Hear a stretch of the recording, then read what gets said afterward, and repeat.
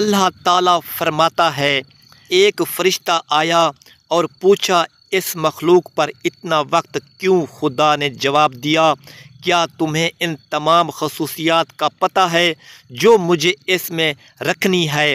اسے ہر قسم کے حالات میں کام کرنا چاہیے، اسے ایک ہی وقت میں کئی بچوں کو گلے لگانے کے قابل ہونا چاہیے، ایسے گلے لگانا جو گھٹنے کے چوٹ سے ٹوٹے ہوئے دل تک سب ٹھیک کر دے۔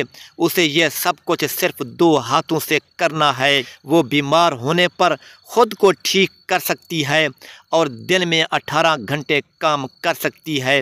فرشتہ متاثر ہوا، بس 2 ہاتھ ناممکن، اور کیا یہ معیاری ماڈل ہے؟ فرشتہ قریب آیا، اس نے عورت کو چھوا اور بولا، لیکن آپ نے اسے بہت نرم بنا دیا ہے۔ یا رب، وہ نرم ہے۔ رب نے کہا، لیکن میں نے اسے مضبوط بنایا ہے، تم سوچ بھی نہیں سکتے کہ وہ کیا کچھ برداشت کر سکتی ہے اور اس پر قابو پا سکتی ہے۔ کیا وہ سوچ سکتی ہے؟ فرشتے نے پوچھا۔ رب نے جواب دیا، وہ نہ صرف سوچ سکتی ہے بلکہ وہ اپنی رائے بھی رکھ سکتی ہے اور بات چیت بھی کر سکتی ہے۔ فرشتے نے عورت کے گالوں کو چھوا اور بولا، یا رب، لگتا ہے یہ تخلیق ٹپک رہی ہے، آپ نے اس پر بہت زیادہ بوجھ ڈال دیا ہے، یہ ایک آنسو ہے۔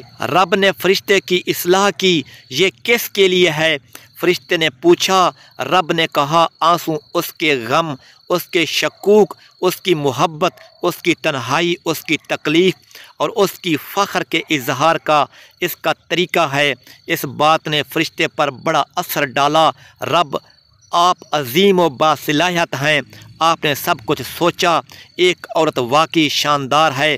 رب نے کہا، واقعی وہ ہے، اس کے پاس طاقت ہے جو آدمی کو حیران کر دیتی ہے، وہ مصیبت کو سنبھال سکتی ہے اور بھاری بوجھ اٹھا سکتی ہے، وہ خوشی، محبت اور رائے رکھتی ہے، جب وہ چیخنے کی طرح محسوس کرتی ہے تو وہ مسکرا دیتی ہے، وہ ہنستے ہنستے رو دیتی ہے، وہ روتے روتے ہنس پڑتی ہے، وہ جس چیز پر یقین رکھتی ہے اس کے لیے لڑتی ہے، جب وہ کچھ کرنے کا ٹھان لے تو کر گزرتی ہے، اس کی محبت غیر مشروط ہے، اس کا دل ٹوٹ جاتا ہے جب کوئی قریبی رشتہ دار یا عزیز مر جاتا ہے، لیکن وہ زندگی کے ساتھ چلنے کی طاقت رکھتی ہے۔